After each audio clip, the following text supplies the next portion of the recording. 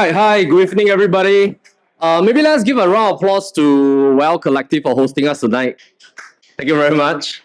Also to yourself, welcome to our PRB Landed Clinic. This is the third run that we have. The first round was in D10, and then the second round was in D15 in the east, and of course now we are in the northeast. All right, so we also just completed our EC clinic for some of the 100 Palms owners just about 2 weeks back. All right, so today we're going to talk about landed properties in specific. However, can I have your permission to talk from a buyer's point of view? Is it okay? Okay, everybody? Okay, that means whatever that I'm going to share is really from a buyer's perspective. That means we're going to hunt for a landed property. What are some of the things that we want to look at? All right. Now, let me just share this few case studies of our clients. All right. So, of course, over here, every time we run a seminar or EC clinic, I think the first thing that I always want to share with our audience is that there are no product pitches. That means we don't represent any developers. We are very frameworks driven. And of course, a lot of the decisions that you're going to make, we want to also highlight that do your own calculations and of course seek your consultant's advice and all that before you make a decision. Now, we also have taken a look at some of the questions that we collected from you guys, and seated over here tonight, approximately, I think about 40% of the families here already own a landed property. 60% are not owning a landed property yet. You probably are owning a HDB, or a majority of you own private properties, condos and apartments, all right? So I'll do my best to cater the content to suit your life stage as well as your goals. Now, this is one of our clients. We helped them to exit one of their EC in D19. I think that was close to about 1 to 2 years back already. And of course, they went ahead to secure a penthouse. All right. And this is also another family. That's their entire journey with us. Started with BTO, then went on to a 3-bedder condo, following with a 4-bedder penthouse. And of course, for the penthouse, that was one of the penthouse that actually made them quite a fair bit of return on investment. And of course, now they have moved on to a RCR 4-bedder as well. If you notice, I highlighted the total portfolio sum. Later, I'll share with you what is the main objective of this. And this particular family was George clients. And of course, they also started from a BTO route, subsequently sold the HDB, moved on to a 4-bedder, then exited, move on to a 4-bedder freehold, and of course subsequently they also purchased another 2-bedder for a rental strategy. And of course this is their current portfolio size, and this is another one of our clients, also started from a HDB route and move on to a penthouse, plus a 3-bedder, and subsequently now at a landed property. All right. Now, you might be wondering, hey, why am I showing you these 4 different journeys of our clients that has journeyed with us? Now, the key rationale that these 4 families have is very simple. They all have the same objective. And their main objective is to gradually, as their income progresses through their highest income potential years, primarily during 25 to about 50 odd years old, they want to shift upwards to quadrant 1 and quadrant 2 types of properties. And their objective is very simple. As long as they can hunt for a property with high appreciation potential, or they can move on to a landed property, they can think about whether they want to continue that route and stay put, or they can still switch along the years. So let's just have a look at this hypothetical example of Daniel. All right, so Daniel secured a landed property after selling basically one of his penthouse, and basically he secured it just right during the COVID season. All right, so that time you can still get an inter-terrace at 2.8 mil. Now his asset is valued at about 4.5.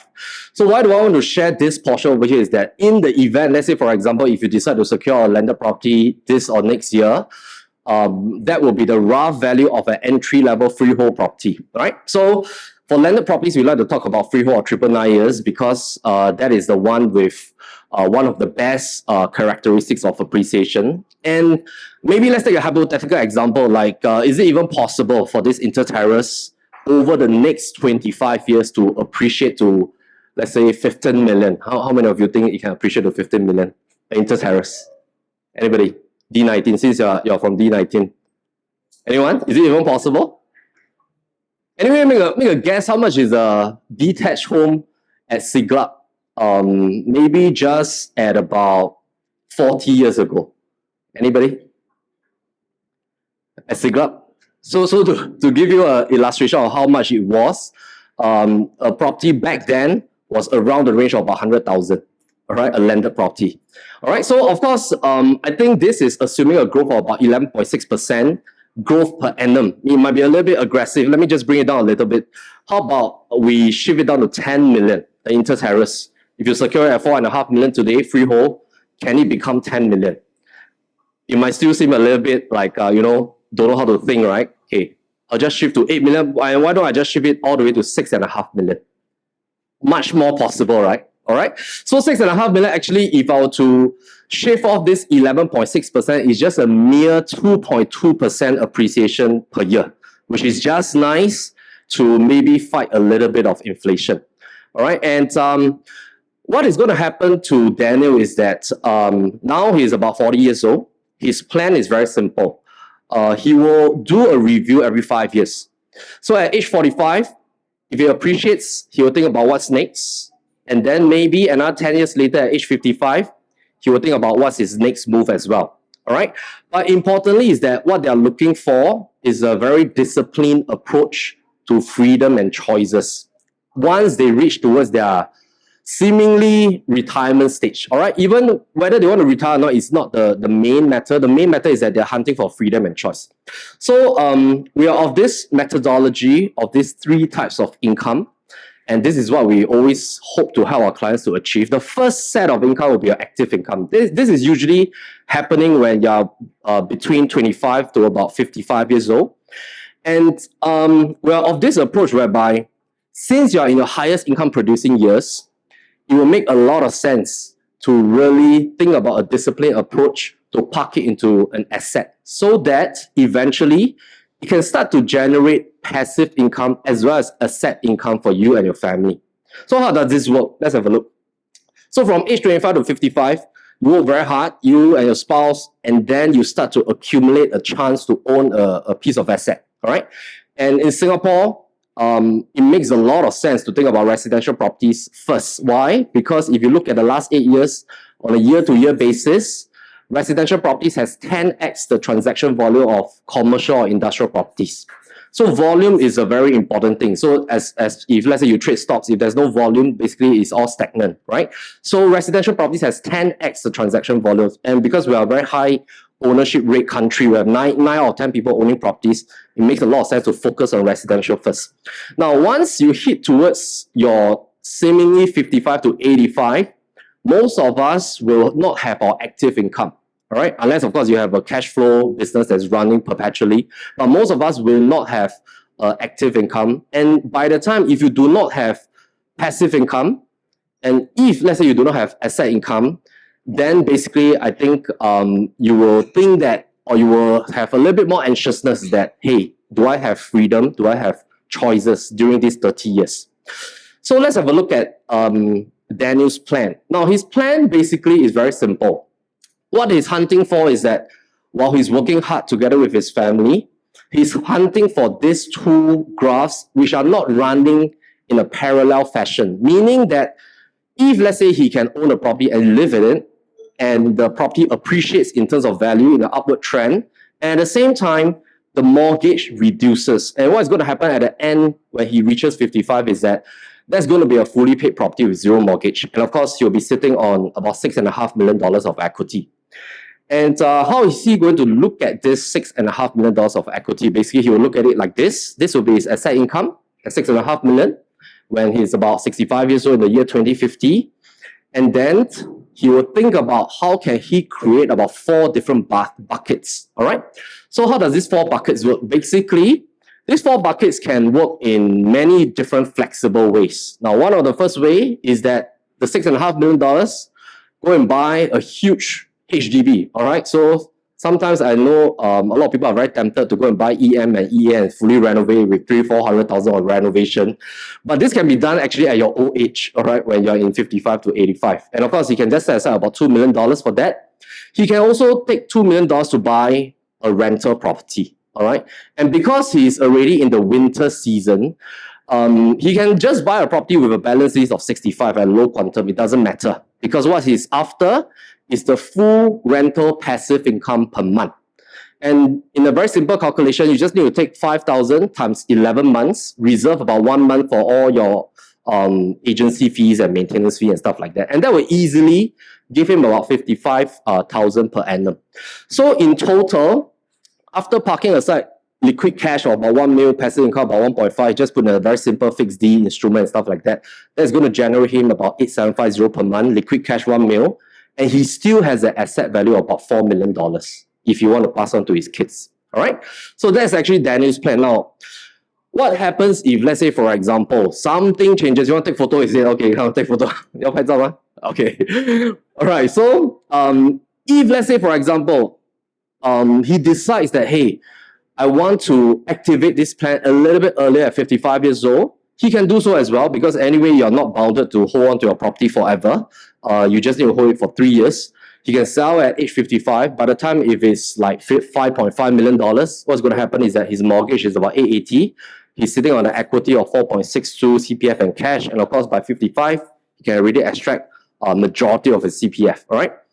And his plan can still look something like this with these 4 buckets, all right? So about 500,000 cash, 2 mil to HDB or condo, passive income, rental property, and then put in the fixed D instrument, all right? So he can still generate about passive income of 7.5 per month, liquid cash about 500,000, and asset value 4 million, all right? So basically, that's what they are after. That's what they are structuring, and which is why they are in a journey as much as they can in a less stressful fashion. It's not that they're doing it in a very stressful way. They're trying to build this portfolio size, all right, until a level that they think that it is okay.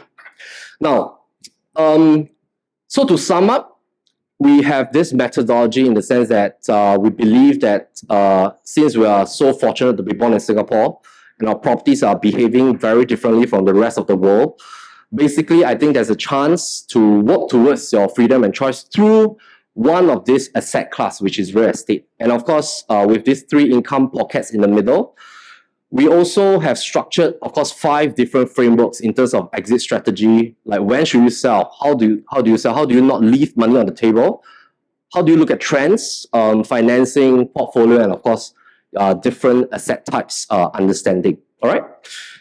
And of course, we always want to start from framework first. So most of the time, through my 17 years of experience, a lot of buyers on the ground, what they face first is that usually when they ask a consultant, what should I buy? They immediately launch into product selection. But the most important thing is that how do you look at macro first to understand what season we are in? And then you look at micro factors on the local basis. And then you start with your selection strategy later on. And we just completed one of our seminars in Suntec. This is the new launch convention. We have close to about 900 over people that came, where we talk about frameworks for a full 8 hours on how to invest in new launches. This is our landed convention held in Shangri-La in May. And of course, we just completed our property summit as well in Clarke Quay. It's a 2-day masterclass. Plus, this was our last landed clinic in D15. All right. So, based on our statistics, 65% of our homes are sold at a positive premium compared to our clients' neighbors. So, most of our owners, they net at least 2.5 to 5% when they engage us to sell their home. All right. Now, end of today, please check in with our consultants. There's a QR code you can scan. We just published the latest District 19 Landed Research Report. It's a full 20 over page report. You can look at it in detail. And these are my 3 objectives for today. So basically, the first part, we'll be talking about some of the key objectives of why people want to go into landed. Second is to avoid certain mistakes if you're selecting a landed property. And of course, the third will be some of the trends to know. Okay? All right, so let's move on. Okay, at this point in time, the market is shifting very fast. Okay, at the beginning of the year, we have been talking about the possibility of US cutting interest rates. It has already happened 2 rounds, November and December. Next year, forecast another 5 rounds, possibly. All right, and of course, usually when this kind of trends happen, this is, I would say, like, this round is a little bit different from the last round during COVID. COVID, you have a very obvious quantitative easing measure from US because they printed loads of money to inject into the money supply.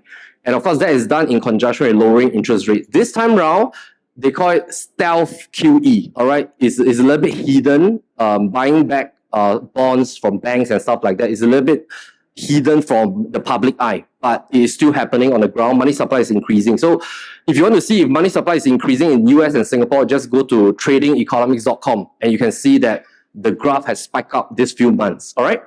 Now, whenever that happens, and of course, like stock market is increasing, cryptocurrency is increasing, very likely my own forecast is that Q1 to Q2 next year, a lot of people will start to take profit. And when they start to take profit, they're going to shift some of this liquid margins from volatile assets into safe assets. And by default, Singaporeans love real estate, so they will shift to real estate. Now, at this point in time, landed properties in Singapore, the whole Singapore, below $5 million, there's only 179 listings. If I remove duplicated listings, probably there's only about 140 plus, all right? Listings below 4.5 million, there's only less than 115 listings left, all right? And listings below 4 million, whole Singapore, if I'm just talking about freehold 999 and with at least 4 to 5 bedrooms, less than 63 listings. Now, this is a signal of a double-edged sword. The first sword is that buyers are absorbing these units on the ground. Second sword is that the sellers are delisting their listing. That means they're trying not to sell first. They want to wait for the market to go up further, then they list at a higher price. Or they have already delisted their listing from this kind of price range and they have shifted their price upwards. All right. So this is usually the FOMO effect that will kick in when interest rate starts to drop. And of course, how should we look at this? And later, I'm going to share with you like some of the key strategies. But most importantly, if you notice this, the first hint is that you should not touch anything below 4 beta. Right? So if you're hunting for a landed property, you should not touch anything below a 4-bedroom type, unless you really want to tear down and rebuild. All right. But if you don't intend to do anything, 4-bedroom is a minimum in the market now. Later, I'll share some key things and some mistakes to avoid. Now, this is basically our landed price index, the red color one, versus condo and apartment, the blue color one. Basically, in terms of volume, we are pre-COVID volume now. So basically, our volume for 2023, 2024 is around the same as 2019 and 2018. So COVID 2020 and 2021, it was the highest volume ever in the history of the last 20 years. All right, but we're back to the norm. And the market continued to gradually increase at a single-digit growth, even during the last 2 years where interest rates was high. So last 2 years, interest rates in US was about 5.5%. Singapore was about 3.5% to about 4%. Okay? So let's talk a little bit about D19. Now, D19 is huge, all right? If you want to invest in a landed property in District 19, this is the northeast chunk in Singapore. It starts all the way from Punggol, stretching up to Hougang, Kovan, and of course, it will end towards Serangoon Gardens. But importantly, as I mentioned at the start of this session, I will talk to you as if I'm a buyer as well, all right? So if you're a buyer, you want to buy D19, you need to avoid every enclave except these 2 enclaves. All right, so I'll just be very blunt. All right, so if you don't buy Serangoon Gardens and Kovan, don't touch anything else. Anything outside of these 2, you avoid. All right, okay, I don't know whether you own any other properties here, but if you talk about any other landed properties other than these 2, avoid if you're buying. Okay, if you're selling, it's okay. You come to us, we help you to solve the problem. All right, it's okay. We can sell anything. But if you're buying, these 2, all right, Serangoon Gardens, Kovan, very clear cut. Now, D19, you also need to note we are the largest landed district. All right, we have 11,668 landed properties. Okay, so in Singapore, there's only about 73,000. There's no more land. Of course, when you look at landed property, there's no need to worry. Why? There's no new supply. There's forever no new supply. It will always be stuck at 73356. Okay? But D19 has 11,668. It has about 7,723 terrace houses comprising corner and inter. And semi-Ds, also a huge amount, 3138, 807 detached homes. Now, the second largest will be D15, third largest will be D10. Okay? So some things to note when you're hunting for D19 is that because this is a very huge enclave, it will mean two things. Number one, volume is fantastic. Now, when volume is good, you have a higher speed when it comes to PSF appreciation for your land. But also, when you want to sell, it also means that you have a lot more competition. All right? So that means that when you're trying to hunt, whether is it for inter-terrace or detached or semi-D, you have to be very specific. You must hunt for the very good DNA ones. Okay? Now, so this is a blowout version. And the second tip for the day, so basically the first tip was not to buy anything below 4 bidders, right? Second tip is that you have to take note if you're hunting for a detached or semi-D, you have to note the quantum. Because if your quantum enters into a sandwich class that is very close to a D10 or D21 landed property, you're going to face some difficulty in exiting. Because buyers for landed properties above the range of 8, 9, 10 million, they think very differently. Right? So once it enters into a specific quantum, they will think about shifting districts. Either they want to go to D15 or they want to go to D10 or D21. All right? That's the second thing of the day. Now let's move on. So the whole Singapore from 2020 until today, it has grown by about 35% for landed properties. And in terms of the Q4 2022 till date, if let's say I look at on like a quarter-to-quarter basis, every quarter we increase by about 5%. Okay? In total, actually, from COVID until now, we increased by about 36%. But this year, the growth has slowed down. It has went up by about approximately 5%. And how should we look at landed properties? And we want to understand this because if let's say you're thinking about going into it, this is very important for you to understand. Firstly, why people go for landed is because this is an asset class with zero new supply. Okay? And when we compare the overall supply, basically when you look at the bar chart, it has plateaued over the last 10 odd years. All right? You see a little bit of micro increment is because sometimes Bukit Sembawang has spare land.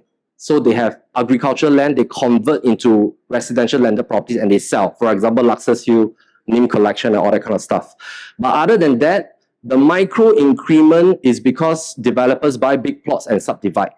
But other than that, government will not issue GLS for landed properties. Okay? So I shall not dive into this. Basically, if you have followed our webinars, we talk a lot about the 16 rounds of cooling measures. Our market is very different. We have stabilized. And of course, our price has increased even though we still have 16 rounds of cooling measures. Government cannot backtrack any cooling measures. In fact, I talked about in my last 2 sessions that my fear is that next year we have new cooling measures. That's my fear. Because every time when Straits Times, Business Times report people flooding show flats, I get very worried. And that is a signal for the government to look at it. So my worry is that next year, if they are going to reduce our LTV to 70%, then that's going to delay everybody's plan. All right. But even though if they reduce, I think the market will still continue to do well. So let's have a look at elasticity just for everybody to understand. Basically, we call this the hardness of asset. It is linking to elasticity of price and supply. The key rationale is that when you look at landed property, is the hardest form of asset. There's no new supply. And when price increase, when new people enter the market, basically there's no new supply to cool the price down. All right. So people will just continue to hold it. And a lot of landed property owners, they are sitting on equity. So when they sit on equity, there's no rush for them to exit. All right. So hardness and scarcity of asset is also very obvious to price appreciation. Let's have a look at 2 examples. So for example, if you own a HDB in Punggol, maybe in the year 2021, right after COVID, this is a 5-room at HDU Plain, about 20 years old. Back then, it was at about 550,000. And maybe you're thinking, hey, should I just cross the street and buy this EC in the resale market? All right. So back then, you can get a Privé 3-bedder at about 1.18. Now, the reason I'm showing you this is because if you look at these 3 circles, this is the softest kind of asset. The supply increased by 15 to 23,000 per annum, BTOs. This increased by 5 to 10,000 per annum. This increased by 0 per annum. All right. So this is still harder than that. So when you look at this, this example, let's say this family decided to not do anything, Back then, the gap was only about 630,000 disparity. And if let's say suddenly today they decide to make a decision, hey, let's go and buy the Privé 3-bedroom because my HDB appreciated by 100,000 to 650K. But they will then realize that actually Privé has already increased by another 410,000. All right, so they actually have a missed opportunity of 410,000 appreciation because they could have bought this at 1.18, but now they have to buy this at 1.69 because the gap has widened. So this is an example of the hardness of asset. A harder asset appreciates at a much faster pace. Now, how about a landed property? So assuming somebody stays in Privé in 2021, they were thinking of shifting to inter-terrace. Back then, it was 2.9 million. All right? The gap was only 1.72, but they decided to hold on. And then today, because interest rate has dropped, they decided to come back to the market. What they will realize is that the gap has widened even further. So now the gap has widened from 1.72 to 2.41. Even though their condo appreciated by 510,000, but this has appreciated by about 1.2 million, they have missed out on a capital appreciation of 690,000. This is just an illustration of the hardness of assets. To further illustrate the hardness of assets, we can have a look at new launch as well. All right? Because our Singapore pricing system is dominated by new launch price as well as landed property. Why? Very simple mechanism. When you go and buy a new launch, you don't need to talk about cash over valuation. Whatever developer want to sell, the bank will match. All right? So that is a hidden mechanism. No developers here. Okay, no developers. Okay. Now, a same $1.5 million in 2013 can buy you a 4-bedder. But today, it can only buy you a 2-bedder. This is an example of deflation of our dollar as well as asset inflation. My forecast is that by 2028, 1.5 million can only buy you a 1-bedder in the OCR region. And if you look at this, basically, developers, their gain is quite phenomenal. All right? And if we were to compare the hardness of asset, let's have a look at this. So I highlighted 2 portions, all right? So the first blue 3 bars, basically these are HDB properties. Percentage increase for 9 years, all right? For maybe a BTO 4-room, MOP 4-room, a old 5-room in a very good area like Ang Mo Kio. And then of course you look at new launches, resale property, as well as very old property. They still appreciate. But if you look at new launches, it appreciated by 83% over the last 9 years. But take note, this 83% does not belong to you. It does not belong to me. This 83% belongs to developer. So developer increase in terms of the price that they can sell has increased by 83% over the last 9 years. However, landed property can actually combat that. Because landed property, if I just take a look at the entry-level inter-terrace freehold, it has appreciated by about 100% over the last 9 years. So basically, landed is the only way to enjoy the same amount of returns as a developer. All right? So far, so good? All right. Now, let's have a look at number 2. Okay. So recently, I was helping one of our clients to hunt for property. Actually, he's here today. Maybe wave. Jaden, maybe just wave. All right. He just successfully bought a property last week. Okay, so I just want to show some of the research that we have done together with Jaden. And of course, these are some of the mistakes that actually you can avoid as well if you're hunting for certain properties. All right. Okay, because I'm in D19 today, I won't talk about D19 property in case it's your property. Okay, so I will just talk about another district's property. All right. Okay, so usually when we look at a landed property, the first thing I want to look at is that straight away we'll go to one of our app tools. Basically, we'll look at the lot number, what structure is this, a 2-story terrace with attic, and of course we want to look at the land size. All right, and then of course we want to look at the plot as well. Okay, so if this is a property that you happen to see, what is wrong with this property? Anybody? This is the third tip of the day. Anybody? What's wrong with this property? Actually, nothing wrong. The only thing is that when you want to sell next time, you'll keep hearing this objection from your future buyer, which is very frustrating one. What is this? Okay, so this is facing the cross junction. All right, we call it the Cheong Law lah. All right, it's facing the T road. Okay, so the moment you have this property that's facing towards here, usual objection for your future buyers is that at night they're very worried about cars just keep shining their lights into your house. All right, and of course, like certain buyers who are a little bit more pantang, they will avoid this type of properties. All right, so that's the first thing to take note of. Now, of course, this is a second example. So when you look at this, 1651 square feet for a 3-story terrace is an okay size, because minimally inter-terrace, we try to go for at least 150 square meters, which is 1615 square feet. However, when you want to look at certain kind of properties, so for example, the usual dimension will be 6 times 25 for 150 square meters inter-terrace. It's also important to look at what is in the surrounding. All right, so what is in the surrounding? Anybody? Feel free to interact, don't be shy. Hey, do we prepare any prize? Anybody?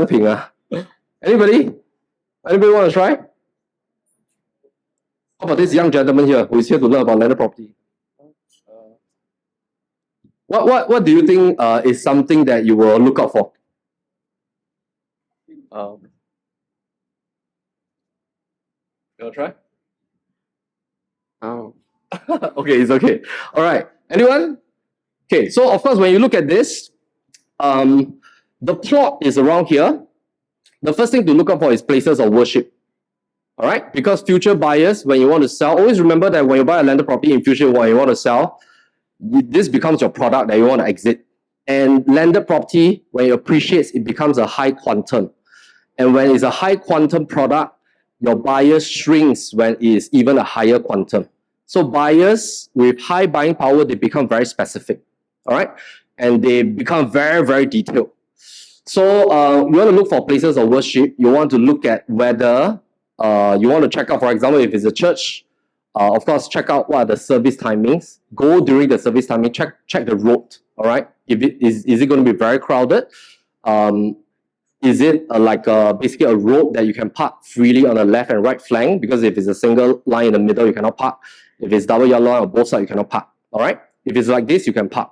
And of course, check the road lines just within the vicinity before you make a decision, because these are things that your future buyers will look at. Now, we have this tool list that you can get from our consultants later. All right, we have a full avoidance list for you to look at. There will not be a property that will not have this thing. So I have to let you know first. So no property is perfect in Singapore. All properties will have some form of objections, but you need to avoid as much as you can. All right? Okay. Later, our consultants can pass to you, don't worry. Okay. Now, let's have a look at another example. So this is a land size of about 1550 square feet. But if you look at the dimension, basically, it is not the usual 6 times 25. So it's 7 times 20. All right, so when you buy something like 7 times 20, you have to take note. Why? Because 20, you need to less off 7.5 for your car porch. And usually small plot, they might allow you to stretch all the way towards the back. That means you don't have to do the 2-meter setback behind. But whether you can or cannot, right in the middle, you're left with about 11.5 to 13.5, which is very, very shallow. It's not deep enough. So your living, dining, dry, wet kitchen becomes very, very shallow. If you want to put in granny room, helper's room, it becomes very, very shallow already. All right. So minimally go for 6 times 25. 20 is a little bit too short already. All right. So of course, we recently helped one of our clients to look at this. Okay, sorry, it's not this one as well. Okay, so this is the last example. All right. So this property seems pretty okay because the land size is pretty big, 2395 square feet. The only thing is it's short of 1 bedroom. Unless you can construct the 4th or 5th bedroom, because a lot of buyers on the ground, in the last 2 years, they hunt for at least 4-bedder. But of course, when you look at this plot, it's beautiful. But once you zoom into the locale, you need to take note that if you buy something behind shophouses, this will be a concern, especially if the shophouses are F&B shophouses, because the exhaust usually come behind. All right, so back lane, this will be potential issues. Of course, we utilize a lot of different frameworks, but these are the 4 main frameworks that we use. Basically, we categorize the landed property first. Whether are you category 1, 2, 3, 4, disparity of prices, the DNA of the property, And if you're hunting for newer landed, we look at the build-up. If you're hunting for landed to rebuild, we don't look at the build-up. We look at the land PSF. All right. But when you're hunting for something to move in directly, we look at the build-up. These are our 5-step process before we hit the ground. So we want to understand the market first, understand the district, then we look at certain inherent factors. Okay. So we have designed basically some DNA system to look at landed homes. So landed properties, because of the fact that you're buying the land is not changeable. You cannot change it. But if you buy a good land, we call it a good DNA. So it's a good DNA horse. But if you buy a land with a lot of objections, example substation and stuff like that, we call it a poorer DNA horse. So if you have a poorer DNA horse, you have to spend money. You must spend money to enhance it, either by A&A, recon, renovate, all right, or increase the amount of bedrooms that you have. But the moment you have a good DNA horse, even if you don't do anything, if you want to sell next time, people will still buy the land. All right. So take note, some of the language we use, and it is very good for you to look at this categorization when you go on the ground, is you categorize Cat 1, 2, 3, 4. So if you see something single story or 1.5 story, that's category 1. You only buy the land, you tear down and rebuild. You see something about 2 to 2.5 story, that's category 2. All right. A lot of the category 2 homes were built 20 to 30 years ago. They only have 3 bedrooms. But if you can find something 4 to 5 bedrooms, that's a bonus. Okay. Now, category 3 are about 10 to 15 years old, modern design. Usually, if you buy, the build-up is there. See whether you can fit in a lift. All right. And of course, Cat 4 will be brand new from developers. So the moment we categorize Cat 1, 2, 3, 4, we then plonk in the prices. Let's say, for example, you have a certain budget. You have an $8 million budget. You want to see how does this enclave behaves in terms of asking price. You categorize, and then let's say, for example, you're out on the street to hunt for properties. You have to look at what are the Cat 1 homes asking for. And even let's say you can buy up to $9 or $10 million. This is a decision matrix for you. Why? For example, let's say you want to buy brand new direct from developer, and you saw a lot of properties at about $10 million. But you realize that the disparity of the pure land is too far apart.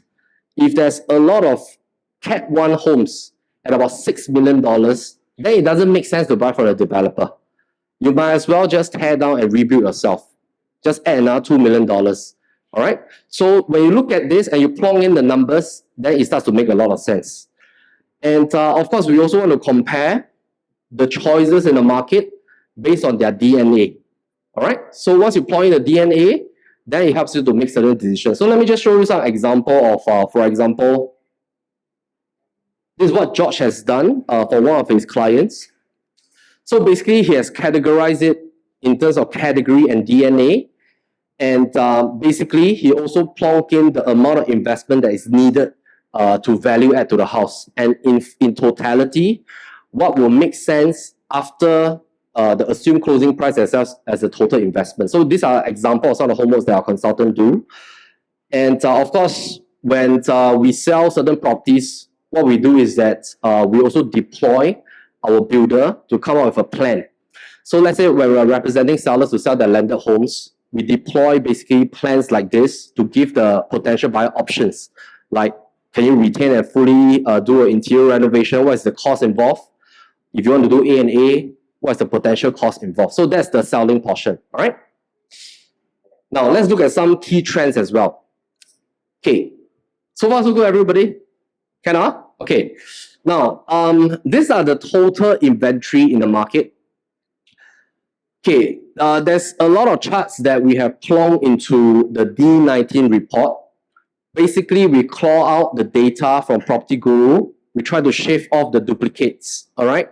And we want to track the inventory on a month-to-month basis. Why?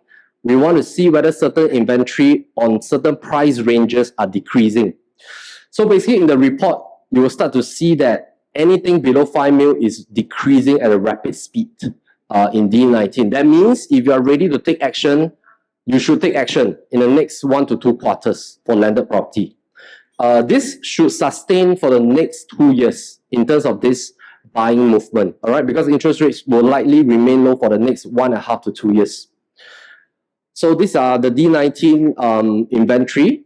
Of course, I won't dive deep into it, but basically, like, this is like semi-D. Most of the listings are in the range of about 6 to 7 mil. 5 to 6 mil usually are those meant to be tear down and rebuilt, all right, for semi-Ds. Of course, for detached. Now, detached, there's quite a high number that's trying to ask for 11 to 12. Usually for landed properties, once you stretch past 8, 9 million in an OCR region, it's going to take you longer to find a buyer because the buyers will start to compare with D15, D10, 11, as well as D21. All right, so they will think about what can my 10, 11 million buy me in so-called like a more powerful district. Okay, so if you want to go into the D19 space, note your quantum. So let's say, for example, you saw something at $8 million, but you need to tear down. You need to plonk in $2.5 million. That would be 10.5, plus your buyer's stamp duty is 11. If you want to exit at 13 million, then you need to think about in your holding period, 3, 5, 8 years time, how are you going to exit? Who will you exit to? All right. So of course, unless you're going to stay perpetually, right? If you are not thinking about exiting, then it doesn't matter. So we have some inventory comparison, but I won't dive into the details.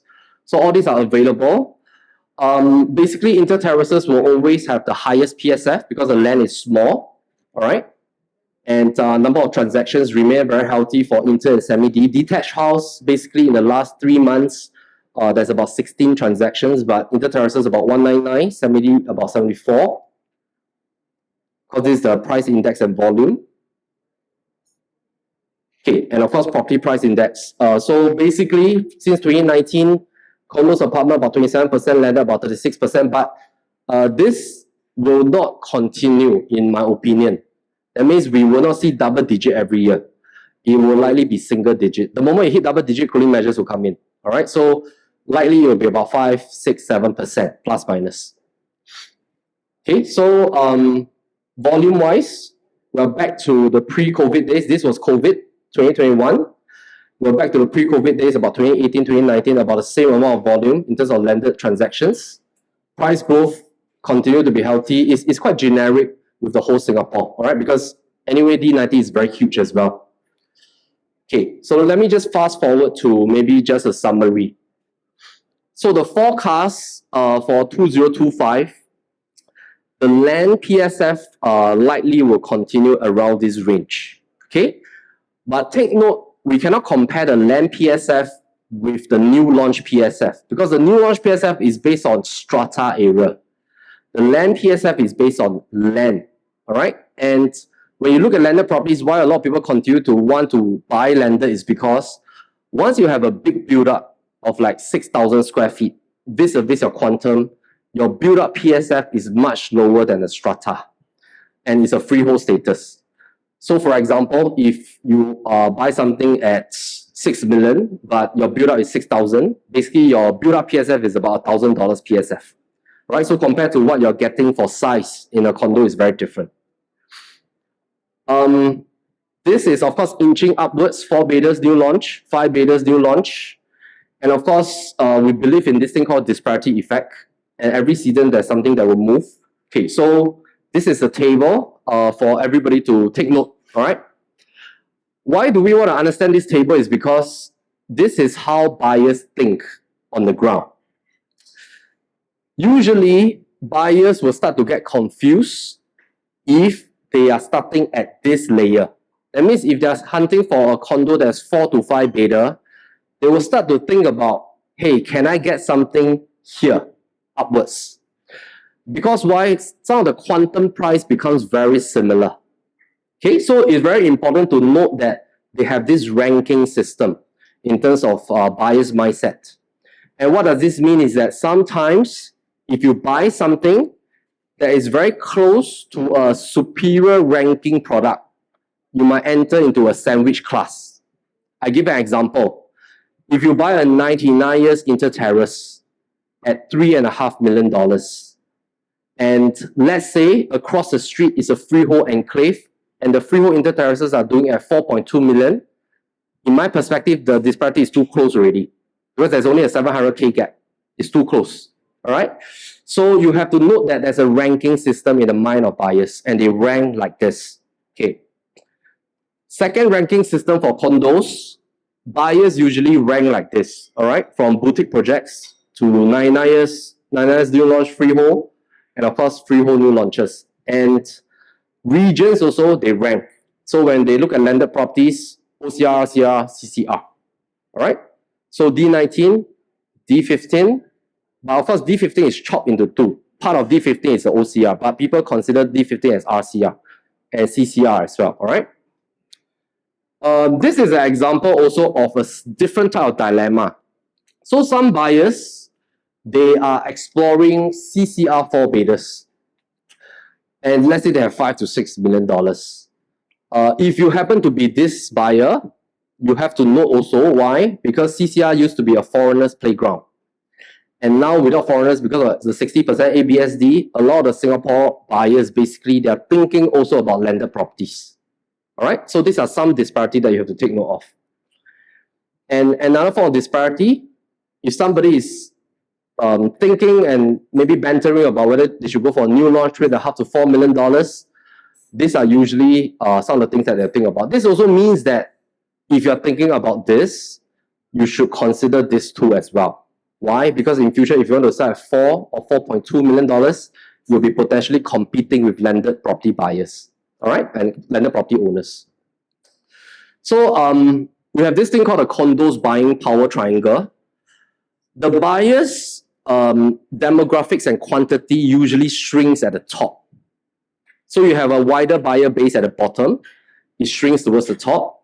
So as you move upward in terms of your entry quantum, you have to be very specific at what you buy. And landed properties, also the same. Once you hit upwards towards this range, the type of landed, how many bedrooms, got pool or not, lift, facing, direction, DNA is extremely important because buyers that are 8, 9, 10, 11, 12 million, in Hokkien we call very gaozi, all right? So they will look for a lot of things. And why is it that they are very gaozi is because if they cannot find a specific specification in the resale market, they will just buy a bare land, tear down and rebuild themselves. So when you want to exit something around this range, you have to make sure that when you enter, you buy a more superior product, okay? And of course, the pristine landed buying power triangle. Okay, so the dilemma zones usually fall around here. And why is it important to note is that if let's say now you have a range of about $4 million and you're thinking about should you go for apartments or inter-terrace freehold, the clear answer is straight away go into a landed. All right. If you're hunting for appreciation, that's a very clear-cut answer. Okay, because the moment you touch that categories for apartments, what's going to happen when you want to exit next time, you will cross 4 mil, you will enter into the space of landed properties. Okay. So we have some bubble charts over here for D19. Later you can discuss with our consultants. These bubble charts are meant for you to explore your quantum. Okay, what does this mean? For example, you got $6 million. You saw an inter-terrace brand new, very nice, okay, for a developer. But you should consider the upper ranking landed also. So you should look at maybe the semi-D space and see what you can get for 6 million. Because maybe you can get a category 3 or category 2 semi-D, which is not brand new, but maybe it's about 15 years old. But you can get it for 6 million at a larger plot of land, 2,000 plus 3,000 square feet. So the moment you have a certain higher tier range, do not be emotional. Look at whether is there a chance for you to cross to a higher ranking and a more superior product. Okay? Right in the middle, there's corner terrace also. As far as you can, if you can cross directly to semi-D, go to semi-D. Because most of the corner terrace objections on the ground is that you are facing competition for semi-Ds. All right, so corner terrace is unfortunately a little bit like a sandwich class, unless very good quantum. Very good quantum, okay? Okay. So 2023, you can still get an inter-terrace for 3.5. No more already, all right? Now, this is 2024. As what I showed in the first 3 slides, you can still get something 4+ million, but dwindling already. All right, most of the inter-terraces, not brand new, they are asking for 4.8. A lot of people are asking for 4.8. Okay, you want to find something low force, very hard. Next year, nothing below 4.5 million. My own forecast. So if you are ready to take action for landed, this is basically my forecast, because what's going to happen is that the moment next year people start to take profit for whatever margins they are earning in the stock market, equities market, they're going to plonk into a landed property. All right. Okay, and of course, partially as well, the rationale is of course of these 2 product category also. So strata landed, they have moved up quite fast in the last 1 year. Freehold strata, they are closing into the same quantum as the entry level pure landed. So what is going to happen is that this will propel the pure landed to go upwards. Okay. All right. So some action steps that you can take. So I've basically just shared 3 main things. Is it okay that I sell a bit of koyo? Can, right? Can? Okay. Now, some action steps you can take basically. These are the things to note if you are switching properties. All right. So all of us have a property. All right. If you are switching properties, some of the things to note. Now, if you are switching to a target property that is stronger, harder asset, you should not time the market. You should take the chance once you are ready, you have done your finances, you have prepped your home for sale, you should switch as much in terms of speed as you can. Because I showed the previous example, from the condo to the landed, the longer you wait, the disparity gap enlarges, all right? Because landed is a stronger asset. Now, even if let's say you don't want to buy landed because you love facilities, but if you're planning to buy a bigger bedroom type, you should also switch. This will further accelerate in a low interest rate environment, okay?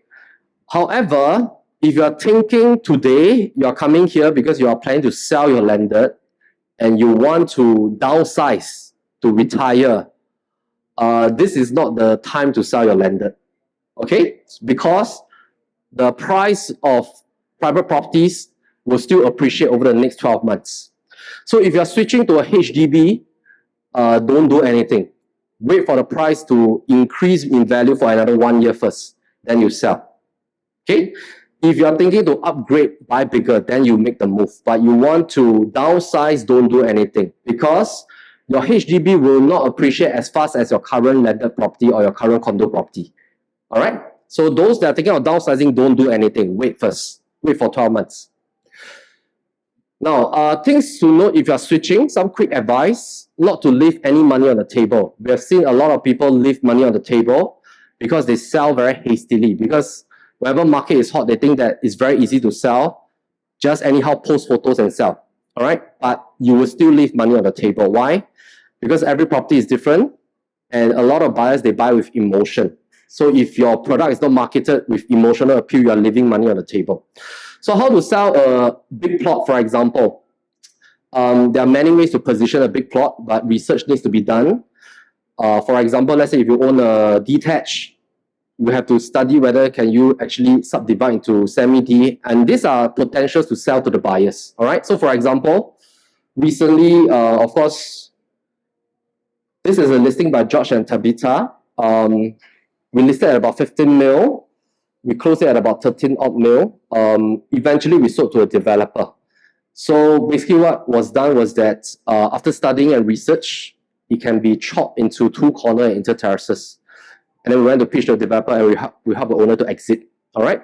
So the owners are entering into a retirement phase. A very good exit for them. So things like this, sometimes if you sell hastily, you didn't know that actually you own a plot that has many different ways of positioning the property. You should find a way to position a property. All right. We also believe that whatever property also can be sold, as long as you match your positioning correctly with your pricing mechanism. All right. So I always show these examples. A lot of agents were being employed by this owner that was trying to sell a home hidden behind a home. We call it a long driveway semi-D. And basically what happened was that they weren't able to sell for a prolonged period of time because they were just primarily using property guru. So in the absence of positioning, buyers only look at pricing. And this is detrimental to marketing. All right. So if you want to market your landed property, your landed property is very precious. Don't leave $200,000, $300,000 on the table for nothing. Okay. Patricia and Angela managed to sell it just for 7 viewings. They managed to sell it by straight away talking about the worst feature of the home. So immediately they talk about the long driveway, but what can you do with the driveway? All right. So previously, during that full 11, 12 months, basically the owners told us there has been close to 100 viewings. But a lot of buyers come to the door, don't even want to go in because they say the agent wasted their time. So a lot of buyers are very specific. If it's long driveway, just tell them long driveway, it's fine. But you have to give them solutions. How do you utilize the long driveway? All right. So we saw in 7 viewings. Now, this is basically our landed investment journey. Later, I'll share a little bit more with you. But we see a lot of basically owners that are holding on to $1 million properties, right? $2, $3, $4, $5, $6, $7 million, but they're still deploying just photographs. And in the absence of any form of content positioning, basically, people will just compare the size, PSF, and price. That's all. All right. So we have 6 steps to position every property if you want to switch. So if you're thinking of switching to, let's say, a landed or whatever, there are 6 steps, but I'll only talk about a few steps. These are just some tips for you. For example, this property was being launched by Grace. And of course, one of the issues with this property is that there are too many 3-bedders with similar sizes in this condo. But this property has a distinct USP that we have to talk about, which is 170K of designer reno. But even with that, it's not enough. All right? Because a lot of buyers are not willing to pay the premium for the renovation. So what we have done in the home tour is to really educate the buyer that this particular size and stack, there are only very, very small quantity with this special layout. We plonk everything into the home tour, educate the buyer, then the buyer will understand. Because sometimes buyers, when they look at certain resale properties, very hard to study the whole site plan and distinction of all the floor plans. So weaving educational portion into the home tour is extremely important, all right? Which is why our home tour, usually we're going to talk about analysis, numbers, and all that kind of stuff, okay? Of course, certain other features as well, highlighting the stack, differentiation, and stuff like that. We also talk about certain tips in our book that we have just launched last month. And of course, we highlighted certain things that you need to take note when you want to sell a property. And of course, those of you who are holding on to properties that if you hack big rooms, take note, this is one of the largest objections on the ground. And a lot of time, buyers, when they make offers, the moment you hack big rooms, they will lower price. So you must find a way to solve it. All right, this is a property, a 4+ study at Disparity. Basically, what we've done is that the owner hacked down the study room plus 1 bedroom. They are only left with 3 bedrooms. So we deployed a lot of media tech. We call it visualizations to help the buyers reinvent. Of course, nowadays we can use the actual footage. We can deploy furnitures within it as well, so they can visualize how it looks like. All right. This is also an example. This is a property that we're currently selling, garden residences. The 4th bedroom is being used as a Lego room. But sometimes buyers find it very hard to visualize. So it's very important to help them visualize how it looks and feels like once it's being reinstated. And usually when they come for viewings, our consultants will prepare the quotation as well. Because to put back the bedroom, it doesn't cost that much, maybe about $10,000, all right? Decluttering is extremely important. Don't sell your property like this. It's going to destroy your price. Take some effort to really beef it up, because once you want to put your property in the market, it becomes your product. All right. So after decluttering, it looks and feels extremely different. And of course, if you can't do physical staging, what we do nowadays is that, for example, this landed property, koi pond, by the way, is no longer very popular. Even swimming pools are not popular. Now it takes the same amount to build a swimming pool. If you want to flatten the swimming pool, it's the same amount as if you were to build a swimming pool. So, all right. So a lot of buyers are also requesting not to have swimming pools already. All right. So we use media technology, for example, like this. Is to help the buyers to visualize how it looks and feels like. once the lift is there. Of course, this is after walking through with our builder and architect. Also, this home is not suitable for staging, but is of a 20-year kind of renovation. So we try to reinvent it with a different kind of alright, that one is not trimmed, alright, okay. So we try to reinvent it with basically how it looks and feels like after repainting, after like a fresh look, Scandinavian style and stuff like that.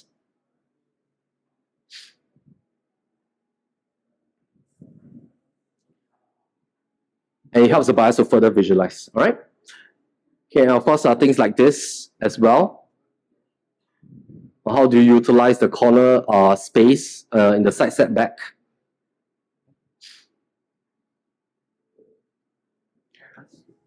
All right. Okay. So basically, don't wait for the buyer to find it as well. We sold this particular duplex to this uncle. He wants me to address it as Uncle Ang lah. All right. Basically, he's not even our client. He's the eventual buyer that bought this place. But why was he very excited to share? Because he said that he bought this property through YouTube. And of course, back then, he was actually one of the owner of an en-bloc project. We took the content and we found him. So basically, we targeted his project every day by dropping ads on top of his project. So every day when he's at home, he will always see the home tour. And that is how he found this property. So basically, if you have a home that you are targeting to sell, you should think about where is your audience, take that content and drop pin using digital marketing so that you can find your buyer rather than waiting for your buyer to come and find you. All right? Okay, so of course, some of these things later you can check with our consultants. We also have tabulated this entire table based on your quantum value in terms of an investment range. What are some of the choices you have? What are some of the considerations and things you should look at this season? Because in certain season, you should avoid certain types of properties and certain regions. All right? So this entire table is with our consultant. Later, you can chat with them. We also have the bubble charts for different districts. So D19, we have D28 as well. We have D15. And these are what we call the quantum bubble charts. All right, so D20, D10 also. All right, so you can chat with them, even if let's say you are not thinking about D19 landed properties. Okay, I've come to the end of my segment. Thank you very much. Thanks for the time. It's been my pleasure to host you here tonight together at Well Collective.